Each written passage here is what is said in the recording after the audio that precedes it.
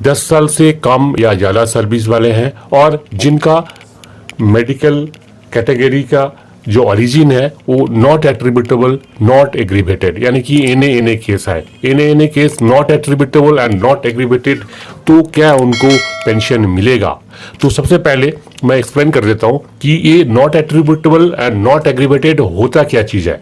देखिए, एग्रीवेटेड का मीनिंग ये है कि आपका जो कैटेगरी है, जो लो मेडिकल कैटेगरी है, जो बीमारी है, उसका जो रीज़न है आपको हुआ है फौज का सर्विस का दौरान। आप फौज का सर्विस कर रहे हैं और उस दौरान आपको हुआ है, तो इसे माना जाएगा आपका एग्रीवेटेड। और फौज का सर्विस का वजह से अगर आपका कैटेगरी हुआ है, आप लो मेडिकल कैटेगरी हुए हैं, आपका जो बीमारी है उसका उत्पत्ति हुआ है फौज का सर्विस के वजह से, जैसे कि मान लीजिए कि आप फौज का कोई ड्यूटी में है और ऊपर से कोई लैंडस्लाइडिंग हुआ और आपको कोई इंजरी हुआ, या फिर आप आर्मी व्हीकल में जा रहे हैं कहीं और ड्यूटी में जा रहे हैं और ड्यूटी में जाते हुआ कोई एक्सीडेंट हुआ और आपको कोई इंजरी हो गया, तो ये सारी चीज़ें होगा एट्रीब्यूटेबल टू मिलिट्री सर्विस। और जैसे कि मान लीजिए आपको ब्रोंकियल अस्थमा हो गया, ये ब्रोंकियल अस्थमा हुआ है आपका, आप जब सर्विस कर रहे थे ले में, तो आपका ये अस्थमा या फिर और आपका कोई सर्वाइकल स्पॉन्डिलाइसिस हो गया, तो आप जब सर्विस कर रहे थे उस सर्विस का दौरान हुआ है।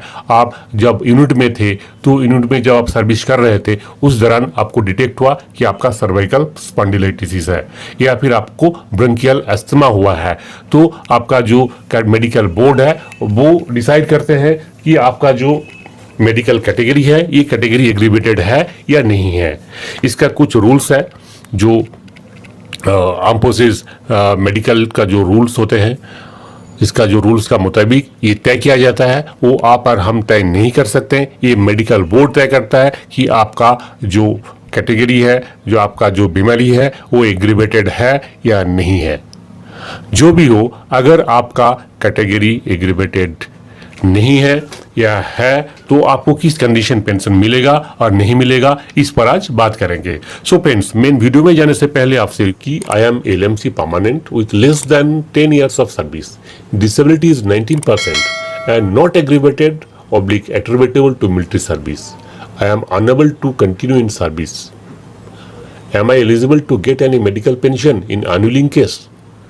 देखिए, यहाँ पे सवाल ये था कि कोई इंडिविजुअल है जो परमानेंट एलएमसी है और उनका सर्विस 10 साल से कम है और उनका जो डिसेबिलिटी है वो 19% है और not aggravated and not attributable to military service है। वो जो इंडिविजुअल है वो सर्विस नहीं करना चाहता है क्योंकि उनसे सर्विस नहीं हो पा रहा है, उनको तकलीफ हो रहा है। इस केस में अगर वो SCRC में suitability come retention certificate for getting shelter appointment, उसमें अगर एनुअलिंग देते हैं या फिर प्रीमेच्योर आ जाते हैं, प्रीमेच्योर डिस्चार्ज आ जाते हैं, तो क्या उस केस में उनको डिसेबिलिटी पेंशन मिलेगा या कोई भी किसी भी तरह का पेंशन मिलेगा? इसका आंसर है नो, क्योंकि डिसेबिलिटी पेंशन इस केस में एप्लीकेबल नहीं है। इसका पीछे 3 रीजन है। नंबर 1 कि minimum qualifying service for grant of service element of the disability element is 10 years।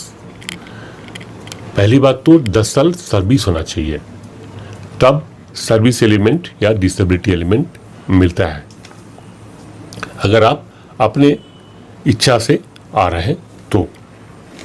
Number 2 है less than 20% disability is not considered except invalid pension. Number 3 है कि not attributable and not aggravated, इस case में disability pension के लिए consider नहीं किया जाता है, बल्कि ये जो केस है वो आपका इनवैलिड पेंशन में कंसिडर किया जाता है। डिसेबिलिटी पेंशन आपके लिए इस केस में डिसेबिलिटी पेंशन मिल सकता था अगर आपका जो कैटेगरी है वो एट्रीब्यूटेबल टू या एग्रीवेटेड दोनों में से कोई एक होता तो आपको मिल सकता था। Question number 2, I am LMC with less than 15 years but more than 10 years of service. Disability is more than 20% but not aggravated not attributable to military service. I am unable to continue in service. Am I eligible to get any medical pension in annulling case? देखिए, आपका service 10 साल से ज़्यादा है और आपका जो category है, जो डिसेबिलिटी है, वो not aggravated and not attributable to military service है।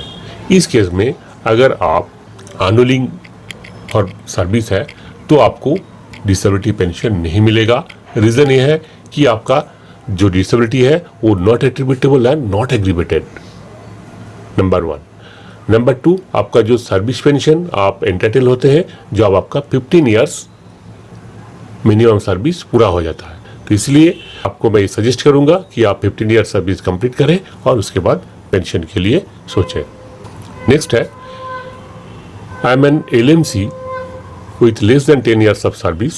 Disability is less than 20% but not aggravated and not attributable to military service. I am being invalided out of service due to non-suitability in military service by medical board. Am I eligible to get any medical pension? देखिए, अगर आपका medical board आपको medical invalid कर रहा है due to non suitability in military service, यानी कि आप medically invalided out of service हो रहे हैं, इस केस में जो परसेंटेज है वो नहीं देखा जाता है। 1% होगा तब भी आपको डिसेबिलिटी पेंशन मिलेगा। 1 से लेकर के 49% तक का जो रेंज है, ये 50% ब्रॉडबैंडिंग किया गया, 50% ऑफ योर डिसेबिलिटी माना जाएगा। दूसरा, आपका जो not attributable and not aggravated case है, इनवैलिड केस में कंसिडर किया जाएगा क्योंकि आपको इनवैलिड पेंशन मिलेगा। और आपको जो इनवैलिड पेंशन मिलेगा वो पेंशन अमाउंट होगा 50% ऑफ योर बेसिक पे। यहाँ पे आपका जो इनवैलिड पेंशन है इसके साथ आपका जो डिसेबिलिटी का परसेंटेज है उसका लिंकिंग नहीं होगा। आपको सीधा सीधा आपका जितना भी बेसिक पे है उसका 50% आपको पेंशन मिलेगा, जिसे कहा जाएगा इनवैलिड पेंशन। सो फ्रेंड्स, आपको पेंशन मिलेगा, आपको डरने की ज़रूरत नहीं है क्योंकि आपका जो डिसेबिलिटी है वो डिसेबिलिटी का वजह से आप फर्दर सर्विस नहीं कर सकते हैं। इस वजह से आपको जो है फौज से निकाला जा रहा है, डिस्चार्ज किया जा रहा है। तो आपको खाली हाथ घर नहीं भेजेंगे, आपको पेंशन दे के ही घर भेजेंगे और ये पेंशन कहा जाता है इनवैलिड पेंशन। नेक्स्ट है, I am in LMC with more than 15 years of service. Disability is more than 20% but not aggravated and not attributable to military service. If I am proceeding on discharge in suitability cum retention certificate annullingness for premature retirement, am I eligible to get disability pension? नहीं, आपको disability pension इस case में नहीं मिलेगा क्योंकि disability pension के लिए आपका डिसेबिलिटी या तो एग्रीवेटेड होना चाहिए या फिर एट्रीब्यूटेबल टू मिलिट्री सर्विस होना चाहिए। अगर आपका जो डिसेबिलिटी है परसेंटेज 20% से ज़्यादा है तब भी इस केस में आपको डिसेबिलिटी पेंशन नहीं मिलेगा, चाहे आप SCRC में एनुअलिंग दे के आ रहे या फिर आप कलर सर्विस पूरा करके आ रहे, इस केस में आपको नहीं मिलेगा। नेक्स्ट है, I am in LMC with 30% disability and retiring after completion of color service, but my disability is not aggravated by or not attributable to military service. Am I eligible to get disability pension?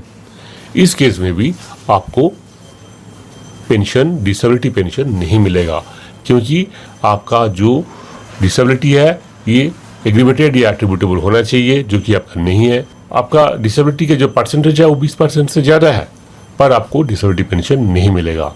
Similarly, अगर ऐसे होता कि आपका disability के जो percentage है वो less than 20% है, आपका जो डिसेबिलिटी है एग्रीवेटेड बाय या एट्रीब्यूटेबल टू मिलिट्री सर्विस है, उस केस में भी आपको डिसेबिलिटी पेंशन नहीं मिलेगा। यानी कि आपका केस में डिसेबिलिटी पेंशन मिलने के लिए 20% या ज़्यादा डिसेबिलिटी होना चाहिए, नंबर 1। नंबर 2 है, आपका जो डिसेबिलिटी है या तो एग्रीवेटेड होना चाहिए या फिर एट्रीब्यूटेबल टू मिलिट्री सर्विस।